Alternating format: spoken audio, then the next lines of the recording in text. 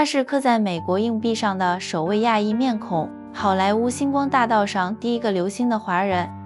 14岁闯入影坛，20岁红遍欧美，却一生只能演坏女人反派，被禁止和白人演员接吻，连演中国好人的资格都没有。他是黄柳霜，一个被好莱坞捧上神坛又狠狠抛弃的华裔传奇。他的一生是星光万丈的逆袭，更是华人影星在好莱坞奋斗的代表。1905年，黄柳霜出生在洛杉矶唐人街的一个洗衣店家庭，祖父是早年赴美淘金的华工，父亲靠着一间小小的洗衣店撑起全家8口人的生计。在排华法案横行的年代，华人在美国的生存空间被挤压，童年的黄柳霜尝尽了歧视的滋味，在学校被拽头发推搡，只因黄皮肤黑眼睛就成了被欺辱的对象。父亲的一句话成了他一生的底色，要以自己的国族而自豪，可这份自豪却在他逐梦好莱坞的路上被撞得头破血流。9岁那年，黄柳霜用送洗衣物换来的小费第一次走进电影院，荧幕上的光影瞬间点燃了这个华裔女孩的梦想。她开始偷偷溜出学校，跑到唐人街的电影拍摄现场，要求导演给一个哪怕没有台词的小角色，被电影公司的人称作好奇的中国孩子。没人能想到，这个连学费都凑不齐的洗衣工女儿，未来会成为好莱坞的亚裔第一人。1919年，14岁的黄柳霜迎来了人生第一个荧幕角色，在《红灯笼》中饰演一名群演，尽管镜头一闪而过，却让他敲开了好莱坞的大门。天赋与努力让黄柳霜的星途一路开挂。1922年，17岁的她主演《海市》，饰演痴情的中国少女莲花，凭借无需甘油就能泪如雨下的精湛演技惊艳全美。《纽约时报》盛赞她不同凡响，呼吁柳霜应该不断地出现在荧幕上。这部电影让她跻身好莱坞一线，成了万众瞩目的亚裔新星。1924年，好莱坞巨星道格拉斯·范朋克邀她出演《巴格达窃贼》，她饰演的蒙古女奴戏份不多，却凭借独特的东方神韵抢走了主角风头。这部票房冠军电影让她火遍全球，欧洲杂志将她印上封面，称她为好莱坞最迷人的东方面孔。此时的黄柳霜已然成了欧美影坛的新宠，她的时尚品味更是惊艳世人。1934年被纽约模特组织评选为全球衣着最佳女子，一双被称作好莱坞最美的手，让无数时尚杂志争相拍摄。1929年，她远赴欧洲主演《唐人街繁华梦》，凭借饰演的舞蹈家女仆斩获无数好评，更是凭借这部作品获邀出席英国王室宴会，成为第一个走进英国王室的华裔演员。在欧洲，她学会了德语、法语，出演话剧、歌剧，锤炼演技。3年主演5部电影，成了欧洲影坛炙手可热的东方女星。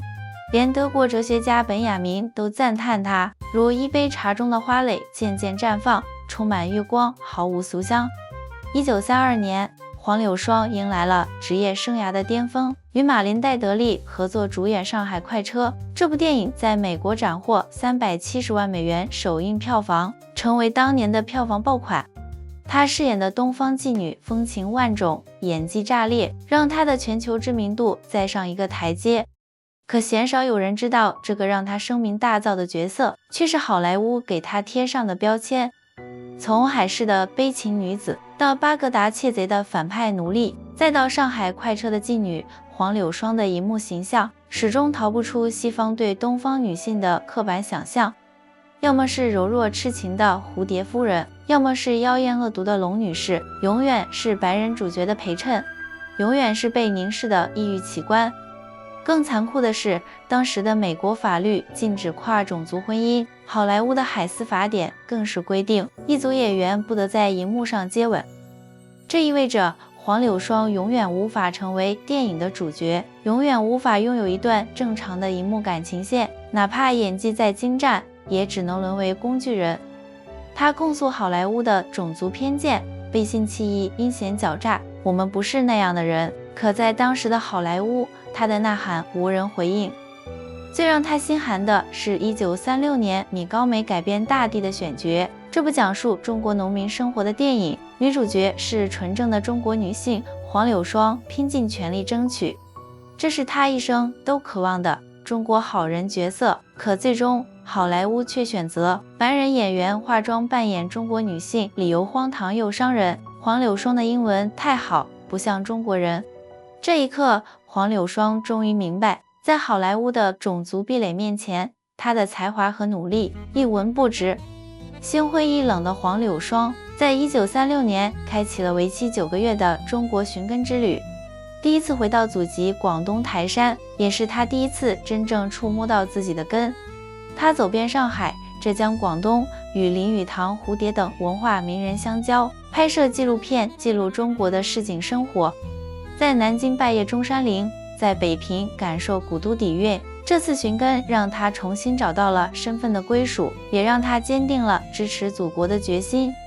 全面抗战爆发后，黄柳霜立刻加入美国援华联合会，拍卖自己的时装和首饰捐给前线。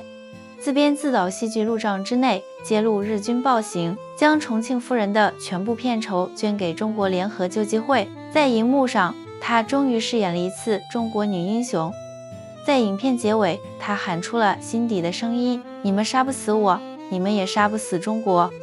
抗战中的坚守让黄柳霜成了中美文化交流的桥梁，她也因此获得北京大学荣誉博士学位，这是对她赤子之心的最好嘉奖。